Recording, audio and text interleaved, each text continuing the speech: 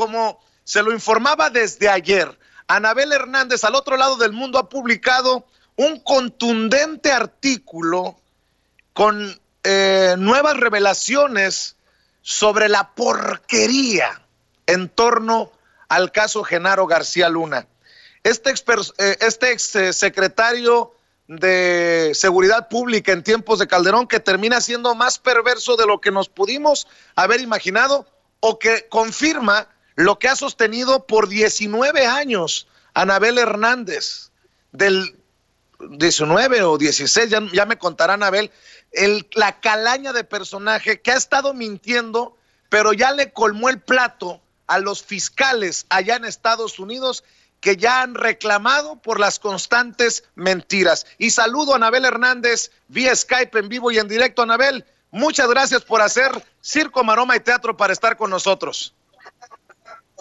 Hola Vicente, buenos días a ti al auditorio, gusto saludarlos.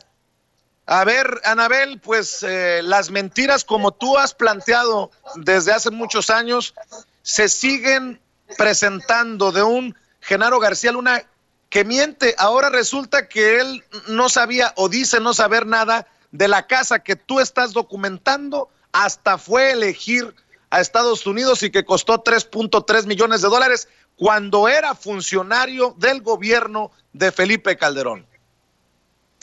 Bueno, Vicente, antes que nada tendremos que recordarle al auditorio quién es este personaje, este hombre Genaro García Luna, que fue el secretario de Seguridad Pública Federal en los 6 años del sexenio de Felipe Calderón, un hombre muy cercano al presidente, de todas sus confianzas, un hombre que incluso jugaba cascaritas de fútbol o iba a los jardines de Los Pinos a jugar gocha con el presidente, es decir, no era solo su empleado, era su amigo muy íntimo y personal.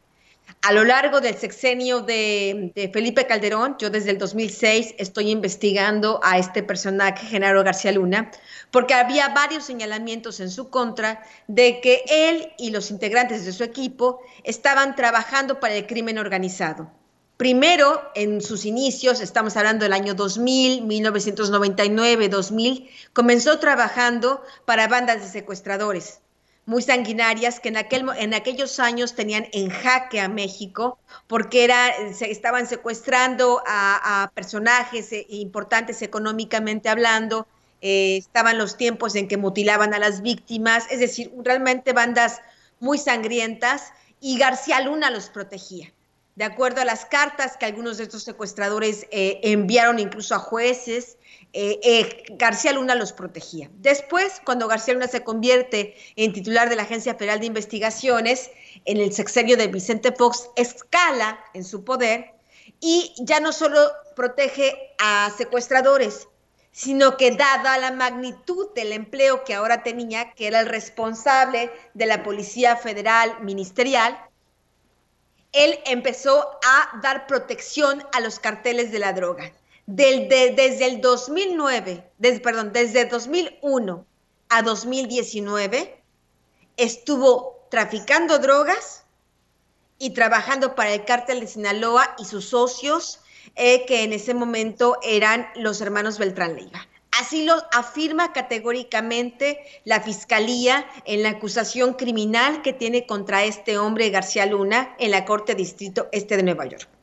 De 2001 a 2012, en el sexenio, 6 años de gobierno de Vicente Fox y 6 años de Felipe Calderón, García Luna comenzó a acumular en México una serie de propiedades que no correspondían a su salario como funcionario público. Ahí empezaron mis investigaciones mucho más concretas de, por un lado, los narcotraficantes y secuestradores decían que le pagaban dinero a García Luna por protección.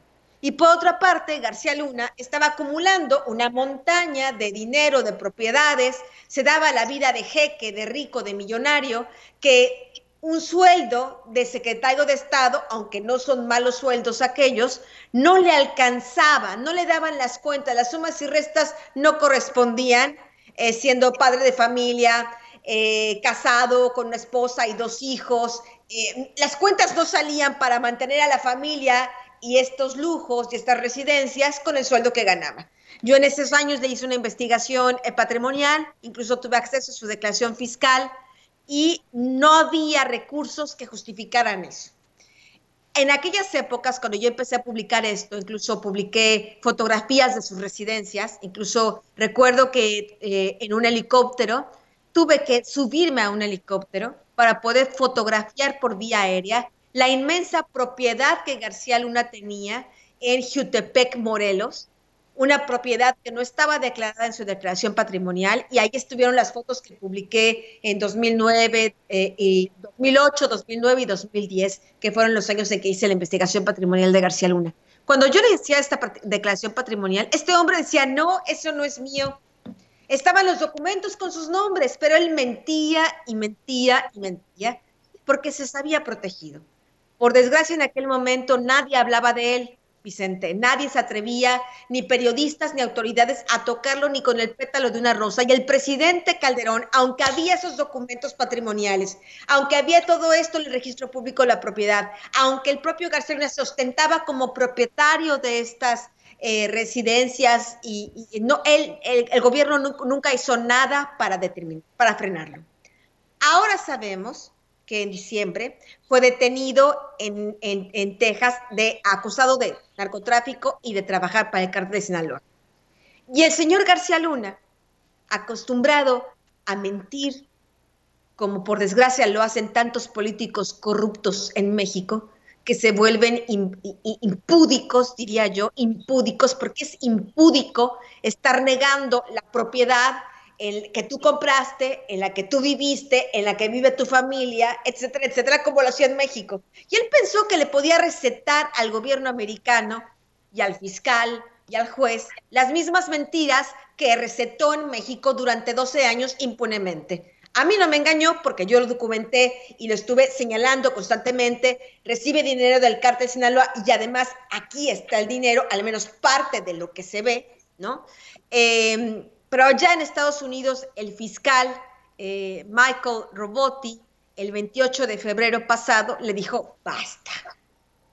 Y en una audiencia pública lo llamó 3 veces mentiroso por una serie de mentiras y de engaños que Genaro García Luna declaró bajo protesta de decir verdad. Es decir, ya cometió perjurio cuando en sus primeras declaraciones, después de que fue arrestado, e incluso su propia esposa ya está metida en un problema legal importante, porque además de que también es copropietaria de todas estas riquezas que ahora sabemos tienen en Florida, también ha estado mintiendo al juez y al fiscal, y ahora podemos, si quieres, entrar en materia de qué son estas mentiras, que como hizo 12 años en México, pensó este hombre, no muy listo, pienso yo, que podía hacer lo mismo en Estados Unidos. Claro que sí, Anabel. A ver, antes de entrarle a los detalles de esto, también es importante decirle a la audiencia la magnitud de lo que vamos sabiendo. Tú estabas documentando lo que tenía en México, pero leo sobre todo este párrafo que es contundente de lo que escribes. El amigo y hombre más cercano al expresidente Felipe Calderón habría acumulado en 6 años propiedades por casi $10 millones, de lo que sabemos hasta el momento. Un escabroso ejemplo. Exacto, un escabroso ejemplo de la descarnada corrupción en México. A ver, es que esto es importantísimo que entienda la gente. $10 millones. ¿Quién con un salario de servidor público? Sin contar las propiedades que aún tiene en México, que esas son al menos otros $3 millones. Estaremos hablando ya de 13, al menos 13 de lo que es visible. Imaginemos todavía lo que el gobierno de Estados Unidos sigue acumulando de pruebas, pero hasta el momento es lo que es visible. Por ejemplo, una cosa que no era visible y que ya el fiscal hizo visible es un yate de $700,000. Eso nadie lo tenía en el radar. Yo lo mencioné apenas hace un par de semanas en un reportaje que publiqué, porque en la casa donde él ya se sabía, era su casa, el fiscal ya dijo, esta es la casa de García Luna de $3.3 millones, la de Golden Beach, Florida.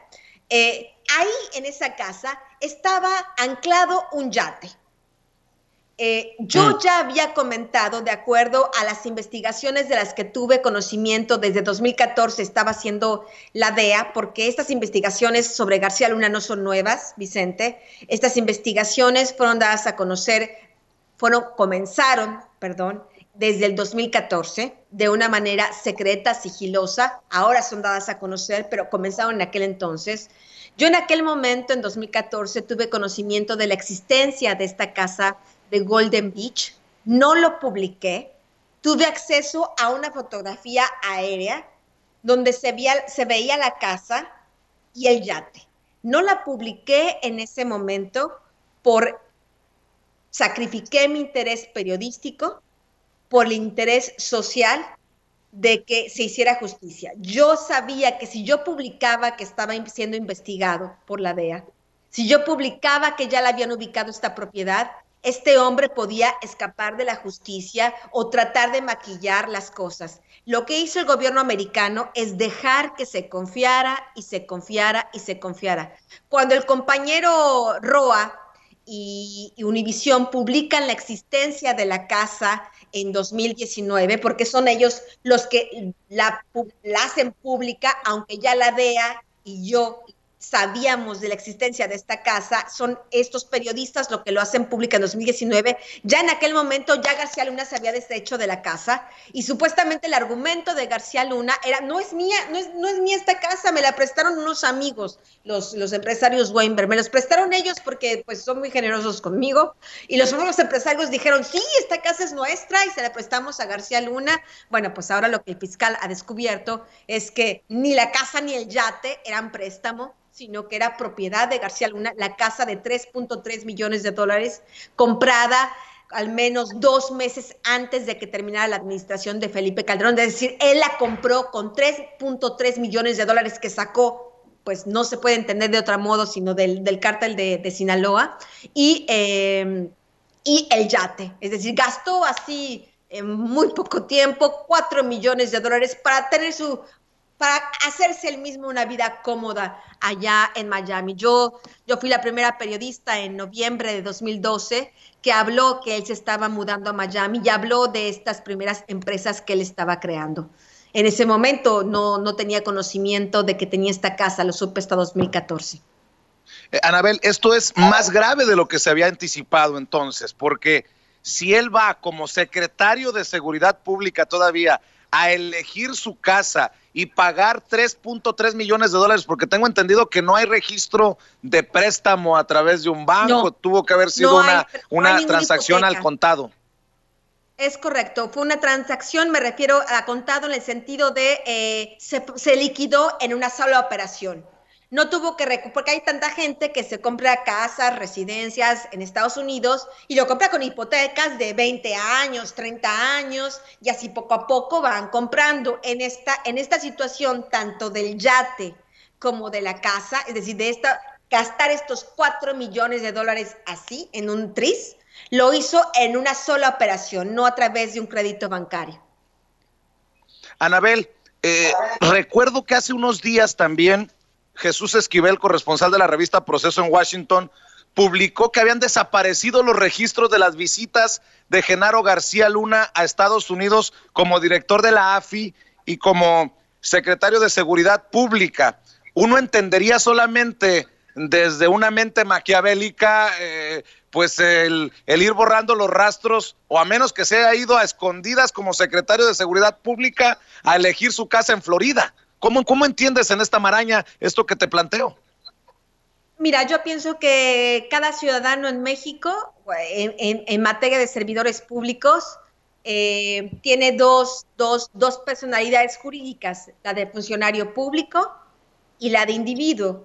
Aún no se sabe si García Luna viaja a Florida, ahí a Golden Beach, en su calidad de funcionario público para comprar esta casa.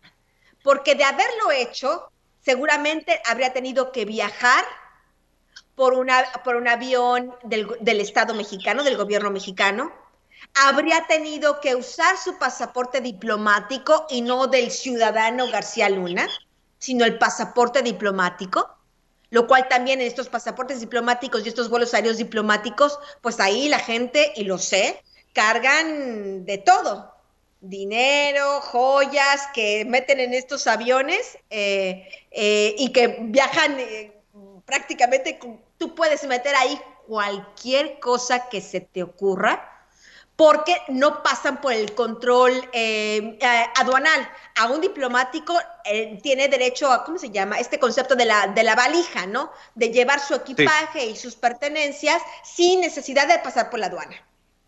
Ni pasan por escáner para ver si trae droga, o si trae dinero, o trae joyas, o se trajo el perro, o se trajo algún espécimen en el peligro de extinción. Estas valijas diplomáticas no pasan. No lo sabemos.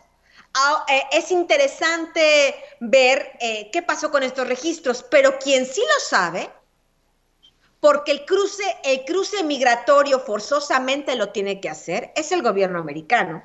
Y el gobierno americano sí podrá hacer, aunque la Embajada de México en Estados Unidos diga, yo no tengo nada, se me perdieron los documentos, este cruce migratorio, y si usó pasaporte como diplomático, como servidor público, o si usó un pasaporte como en calidad de ciudadano X García Luna, eso sí lo sabe el gobierno americano y seguramente es parte de lo que le ha permitido cruzar, que aunque García Luna, después de ser detenido en Texas, juró como Judas, ¿no? Negó 3 veces que la casa era suya, pues no le funcionó, porque la fiscalía dijo, le pregunta a la fiscalía, ¿esta casa es suya? No, no es mía. Es más, yo no sé ni cuándo se compró.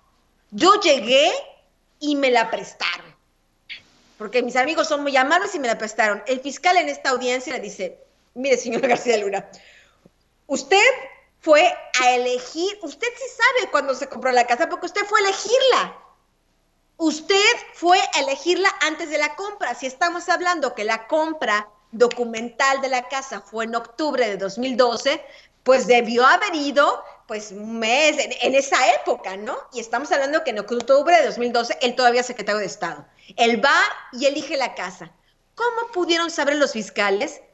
Muy sencillo, hablaron con los primeros propietarios. Hablaron con los que le vendieron la casa y dijeron, no, sí, el señor vino, le enseñaron fotos, no, el señor vino aquí con su esposa, con sus hijos, ellos escogieron la casa para comprarla. La propia persona que le ayudó a García Luna a encontrar la casa, también ya declaró a la fiscalía, no, el señor, es su casa, vino a escogerla, es su casa.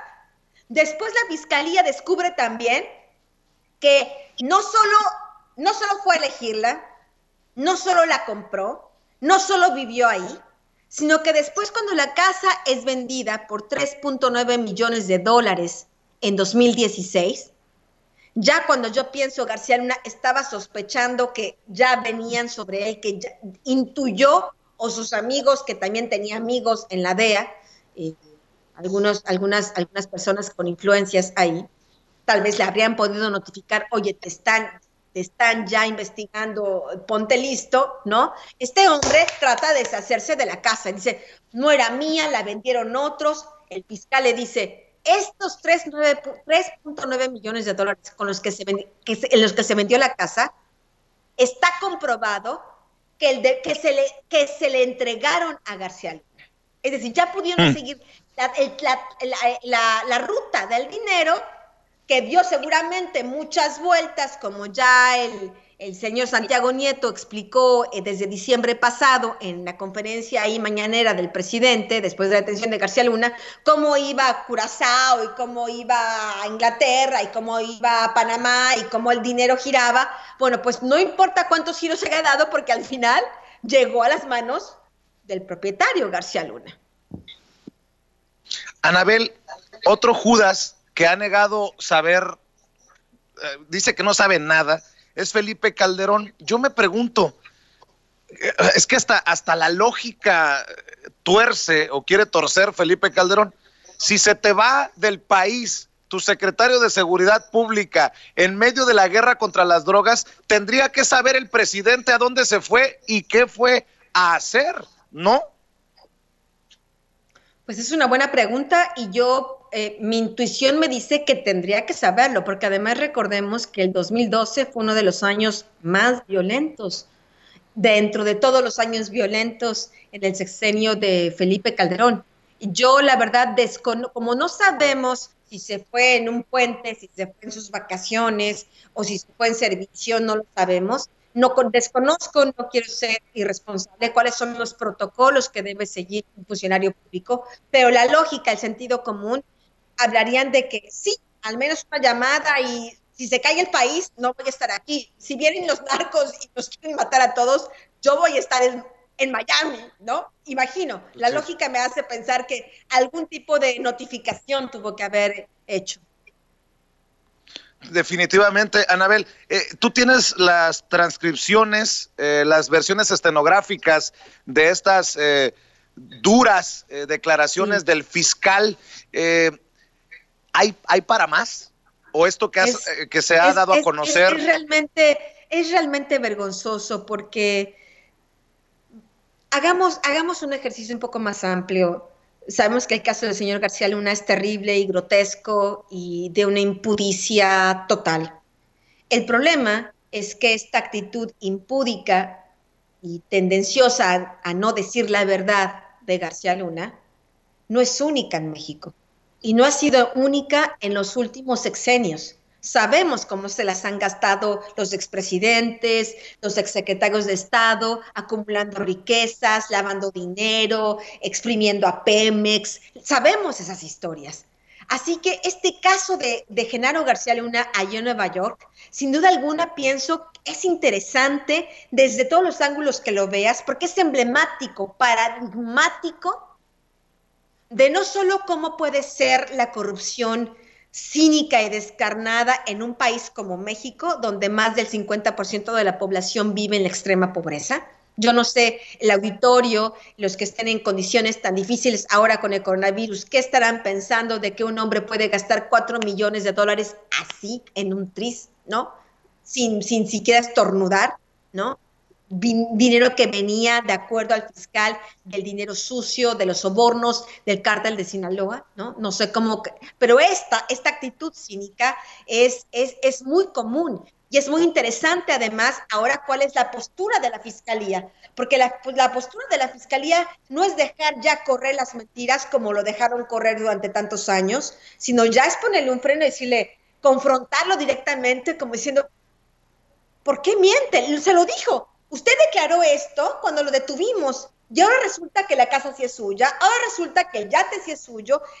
Genaro García Luna dijo un poco, ya me lo imagino, porque además, si tú checas, no quiero yo decir de más ni de menos.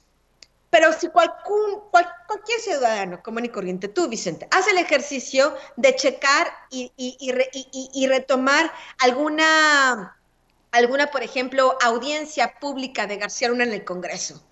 Era un hombre muy inseguro, es un hombre muy inseguro, tartamudeaba, era un poco torpe en exprimirse, en expresarse.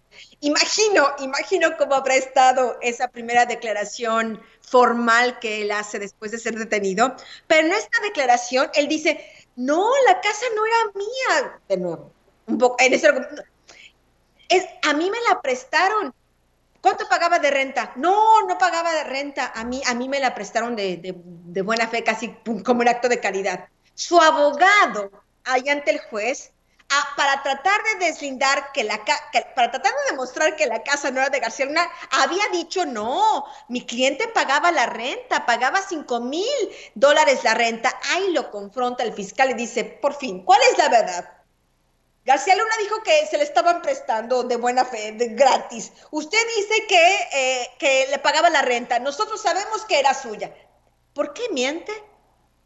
Quiero saber la opinión del señor García Luna por qué mintió en su primera declaración ante pos arresto. Es lo que dice el fiscal. Después, en este embrollo, cuando García Luna estaba tratando de obtener su libertad bajo fianza, ofrece al juez, que es el mismo juez, recordamos que es el mismo juez Kogan, que es el que sentenció a cadena perpetua al Chapo. O sea, García Luna no ha entendido que está jugando con fuego. Este juez no se va a tocar el corazón.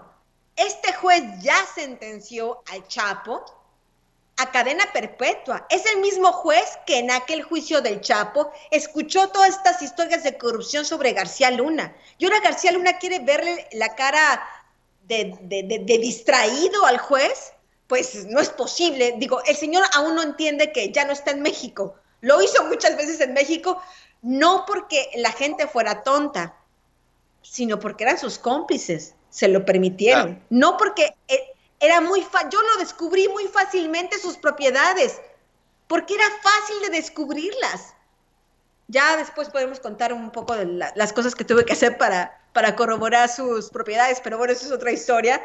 El punto es que García Luna, para obtener la libertad bajo fianza, le propone al juez: yo tengo 2 personas que van a ser mis avales para sostener, para sustentar el $1,000,000 que él estaba ofreciendo como fianza. Van los fiscales a hablar con las 2 personas que García Luna estaba proponiendo como avales. O sea, un aval significa, si García Luna se escapa, alguien tendrá que pagar ese $1,000,000. Y estas 2 personas tendrían que tener tanto poder económico que podrían pagar ese $1,000,000. Se supone que ese es el propósito de una fianza, de un aval de una fianza. Bueno, cuando el fiscal va e investiga y habla con los avales, eran empleadillos, empleados de escritorio de García Luna, de los negocios de García Luna. No ganaban ni $40,000 al año. No tenían propiedades. Si García Luna, si el juez despistado le daba, sí, señor García Luna, le doy la libertad bajo fianza, y se pelaba, se fugaba, estas pobres personas jamás, ni trabajando no sé cuántos años, hubieran podido pagar ese $1,000,000. García Luna les estaba viendo la cara de despistados. Y además las personas dijeron: nosotros no queremos ser avales, no teníamos cómo pagar. Es decir, que no confiaban en que García Luna iba a respetar su palabra de no fugarse. Así que ellos ya, por si las moscas, como ya sabían que el jefe seguramente iba a fugarse y que ellos no tenían cómo pagar, dijeron: no, nosotros no queremos ser avales. De nuevo el fiscal le dice a García Luna: ¿y por qué mintió? ¿Y por qué dice que estas personas querían ser sus avales cuando ellos dicen que no quieren y además no tienen los recursos económicos para hacerlo? Otra mentira, de verdad, de primaria, pero que ya le puso los nervios de punta al fiscal, y se ve digo esto no porque haya estado presente, sino porque en la transcripción se ve están ahí las palabras que cada vez son más de confrontación del fiscal, como diciendo: ya estoy harto de esto, ¿no? Le dice a García Luna que él sí tiene recursos, que claro que tiene recursos, que no se haga la víctima, porque García Luna estaba diciendo: es que yo no tengo recursos, yo soy inocente, no tengo dinero. Y dice, tan no tengo dinero que mi pobre esposa tuvo que vender el restaurante que teníamos ahí en Florida, ¿no? Casi para subsistir.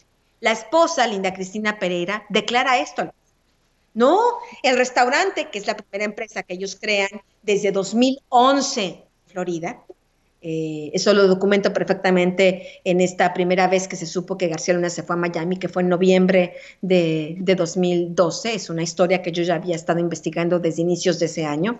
En fin, dice: no, este restaurante ya no es mío, no, yo lo vendí.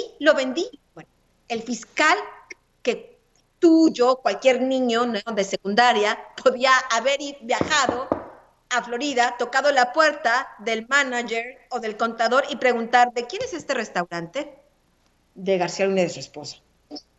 El contador de García Luna, el gerente del restaurante, negaron que el restaurante hubiera sido vendido. Dijeron: no, aquí en los libros contables, no, aquí esto dice que sigue siendo de García Luna. Entonces, Vicente, ¿te imaginas el papel que está haciendo la política mexicana en este juicio, encarnada la corrupción en un personaje como García Luna? Es realmente doloroso, indignante. Fue muy indignante leer este documento. Ya no solo por las cifras de las que estamos hablando, de la corrupción, de los sobornos, sino por lo grotesco de esta comedia que quería hacer García Luna ahí en la corte para salirse con la suya y bueno, tratar de negar lo innegable. Agrégale a lo grotesco de lo que tú mencionas de estos detalles, lo grotesco de las declaraciones también de Felipe Calderón, porque solamente me pongo a pensar, Anabel, tú dices, yo documenté en su momento las propiedades de Genaro García Luna. Si la periodista que es, y además tengo que decirlo, yo la conozco, Anabel, es ella. No tiene un equipo de 20 personas ayudándole con la investigación, pero si Anabel pudo documentar esas inexplicables propiedades de un servidor público, pues es que no se le puede aceptar, a pesar de que muchos colegas lo hagan por ponerse de tapetes en las entrevistas de su nuevo libro Decisiones Difíciles, que no sabía y que no investigó. Si una periodista pudo documentar las propiedades de Genaro García Luna, yo no entiendo cómo es que se le pueda permitir a un expresidente decir, esos eran rumores, información no confirmada. Pues si tú le estuviste presentando una y otra vez las cosas, es un cinismo también muy encabronante. Realmente es una situación que pienso yo, y ojalá el señor Calderón se dé cuenta que esto va en serio, que el fiscal va en serio y que no puede hacerle a la mexicana. Es triste tener yo que decir este término, a la mexicana en el sentido, no la puede hacer de funcionario corrupto a la mexicana. Eso es lo que quise decir.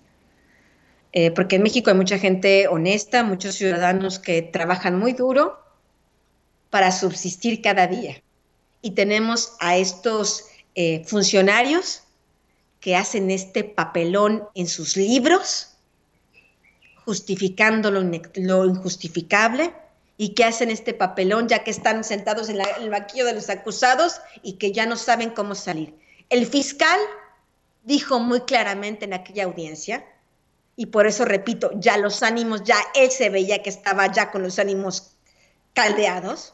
Él le dice al juez, señor juez, cuando él estaba argumentando que no podía darle la libertad bajo caución, además de por todas estas mentiras que el fiscal enumeró, le dice al señor juez, este señor tiene importantes lazos políticos y de gente en la iniciativa privada que son sus cómplices. Él lo dijo de esta palabra, dijo, son los co-conspiradores en nuestra investigación. ¿Eso qué significa? Lo que yo he estado señalando desde diciembre.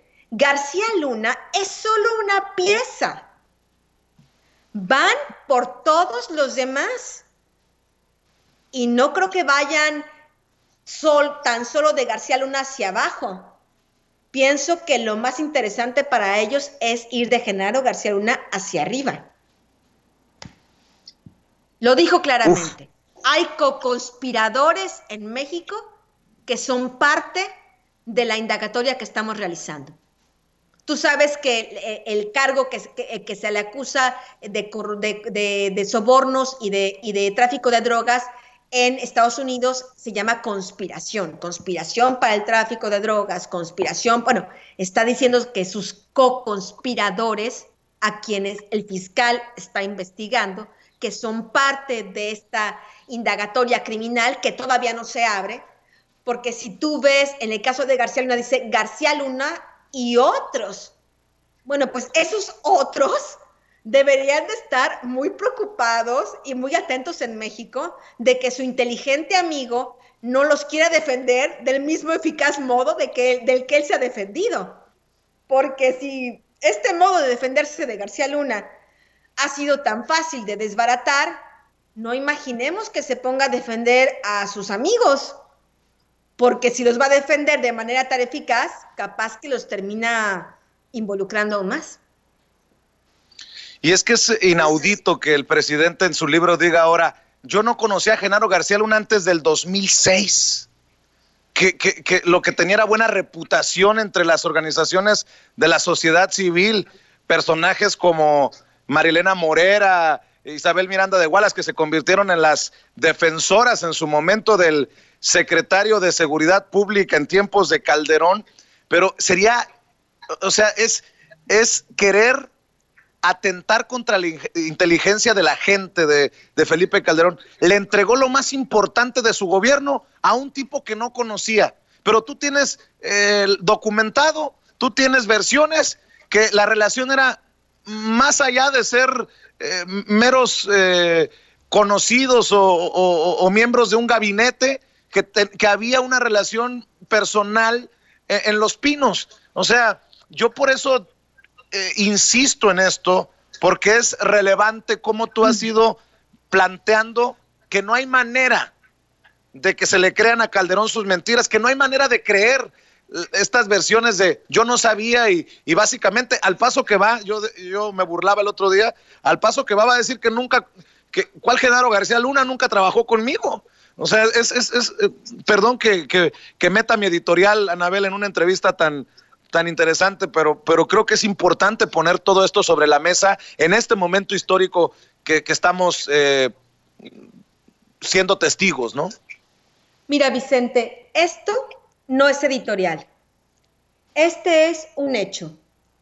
Aquí está García Luna, aquí está Felipe Calderón, Juan Camilo Muriño, el señor Eduardo Medina Mora, hoy también bajo investigación por lavado de dinero, el secretario Galván Galván, que en el diario de Vicentillo, el traidor, en mi libro El Traidor, este hombre le manda saludos al Mayo, el secretario, todos ellos muy sonrientes.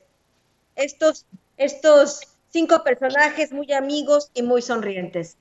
Esa era la estrecha relación que el presidente Felipe Calderón tenía con Juan Camilo Muriño y con Genaro García Luna. Eran muy amigos, y esto lo tengo documentado perfectamente, eran íntimos amigos.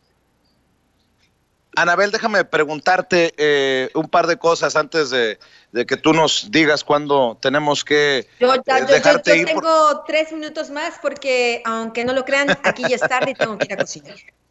Eso, mi querida Anabel Hernández. Ya usted, señor Serrano, que yo tengo que ir a cocinar y si no mi familia me manda ahí a Nueva York.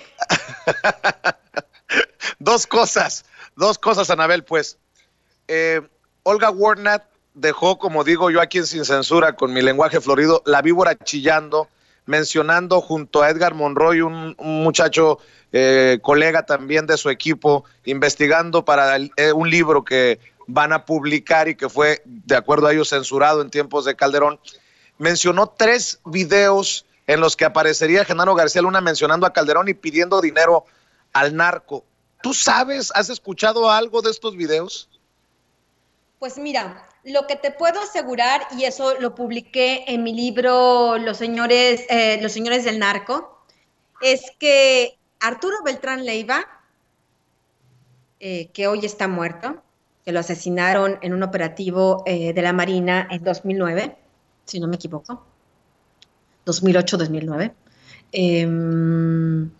y Edgar Valdés Villarreal, alias La Barbie, que es el personaje que me manda esta carta cuando él estaba prisionero, cuando estaba encarcelado, y que dice que Felipe Calderón encabezaba reuniones con narcos, y que me dijo que aseguró que él le pagaba millonarios sobornos a Genaro García Luna, a Facundo Rosas Rosas, Luis Cárdenas Palomino, Armando Espinosa de Benito, Ramón Pequeño y una larga lista de entonces altos funcionarios públicos. Esta carta me la mandó días antes de que terminara el sexenio de Felipe Calderón. Y después, en parte de las cosas que yo le pregunté antes de publicar la carta, porque la carta yo la recibí días antes, pero yo quería estar segura, número 1, que era él realmente quien me la había mandado, y número 2, quería estar segura de que había más sustancia de lo que estaba diciendo, y él afirmó que tenía videos grabados de todo esto. Y ahora sé, porque he seguido investigando, que Edgar Valdés Villarreal asegura que él y Arturo Beltrán Leiva fueron a Los Pinos cuando Felipe Calderón era el presidente de la República. Uf. la Barbie y el Barbas intuyo, en Los Pinos. Intuyo que Edgar Valdés Villarreal es la Barbie, será un informante muy valioso, importante, y que ha sido un informante y valioso importante, un colaborador. Él está ahora detenido en Estados Unidos, está condenado ya a varios años de prisión, y supongo que podría ser, o será, o es ya un colaborador importante de la Fiscalía, en este caso de Genaro García Luna, y los co-conspiradores y los coacusados que ya están siendo investigados en Estados Unidos. Porque esto es lo que él me afirmó, esto es lo que él me aseguró, que él tenía videos, que tenía pruebas de lo que estaba diciendo, y ahora me informan, me comunican que él y Arturo Beltrán Leiva habrían ido a visitar a Los Pinos. Al menos eso es lo que Edgar Valdés Villarreal asegura. Pues para cerrar, déjame plantearte esto, Anabel. Mencionabas que si Genaro García Luna fue, como dicen los fiscales, a escoger su casa en Golden Beach de $3.3 millones, todavía como secretario de Seguridad Pública de Felipe Calderón, debe de haber registro de inmigración de la entrada de Genaro García Luna. Si en efecto la Barbie y el Barbas, como se le conocía a Arturo Beltrán Leiva, estuvieron en Los Pinos en tiempos de Calderón, pues habría que preguntar si sabía de esto el general Castillo Cabrera, el jefe del Estado Mayor Presidencial.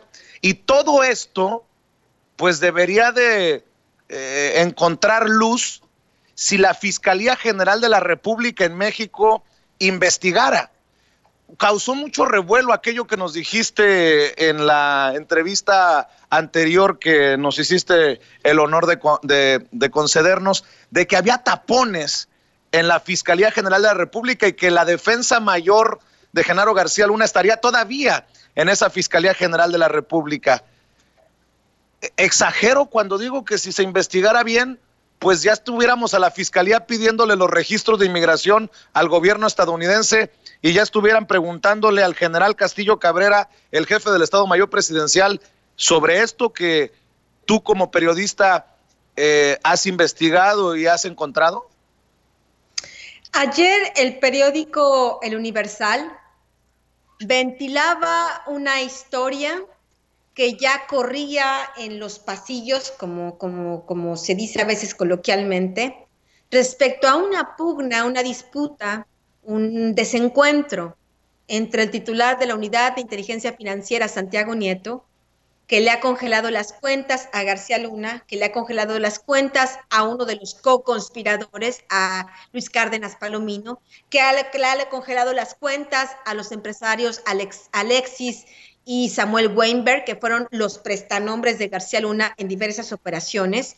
Ya se las congeló y eso ya lo dijo desde diciembre en aquella conferencia de prensa.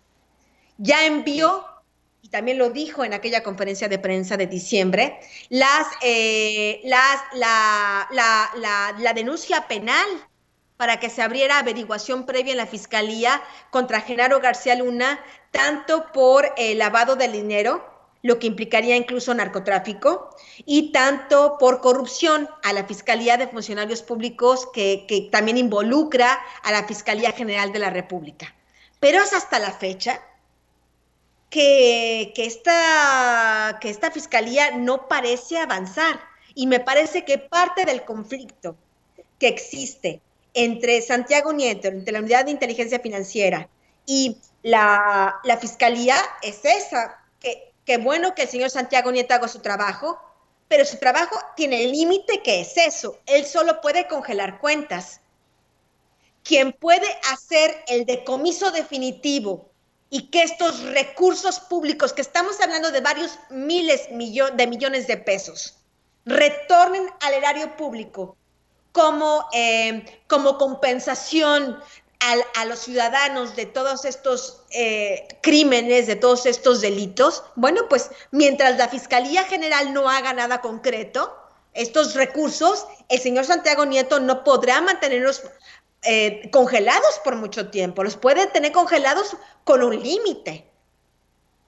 pero la fiscalía tiene que soportar este congelamiento, haciendo su investigación penal y pidiéndole a un juez ya la confiscación, la orden de captura, todo lo que conlleva ya un proceso criminal en México. El problema es que ahí el asunto está atascado. Yo sé por qué. Y en los próximos días podré publicar información muy puntual sobre esto que espero sirva para que el presidente, que dice que tiene buenas intenciones de limpiar la corrupción, pues ponga atención en esta situación que está sucediendo, al menos en el caso de García Luna, y el atorón que existe en la Fiscalía General respecto a la investigación, que debería ya estar muy avanzada.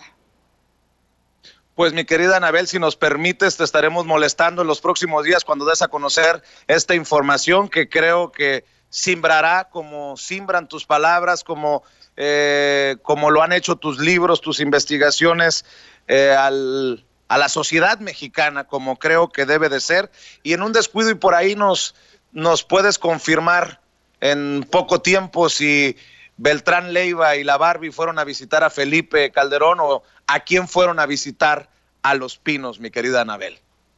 Pues mira, estos cuates, el Barbas y la Barbie, se la gastaban de tal modo que no nos vayan sorprendiendo hasta con una selfie, sabrá Dios con quién. Tendremos que esperar qué información pueda haber ahí.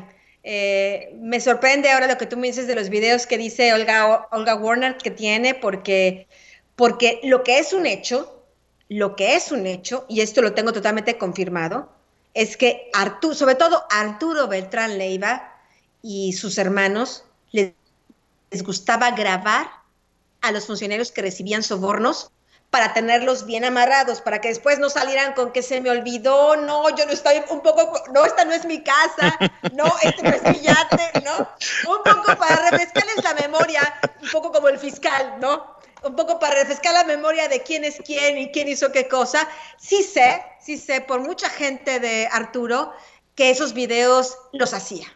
¿Dónde están en este momento? Yo honestamente no lo sé. Me llama la atención lo que dice Olga Warner, porque es posible que este material que ella asegura tiene podría ser uno de esas colecciones de video que tanto le gustaba hacer a Arturo Beltrán Leiva y a la Barbie. Pues estaremos al pendiente, Anabel, porque ya estuvo suave de que Gersmanero la haga de florero en todo enramado en toda este tejimaneje y que no se sepa del fiscal general de la República, Alejandro Gersmanero. Estaremos al pendiente de lo que publicarás, como dices, en los próximos días. Yo te agradezco, tú sabes, infinitamente esta deferencia, este detalle, siempre para hablar con nosotros sin censura. Saludos, Vicente, y un abrazo a ti y a tu auditorio. Gracias. Es Anabel Hernández, la gran Anabel Hernández, autora de El Traidor, de Los Señores del Narco, de Los Cómplices del Presidente, México en Llamas, y una mujer que hoy aquí en Sin Censura deja la víbora chillando.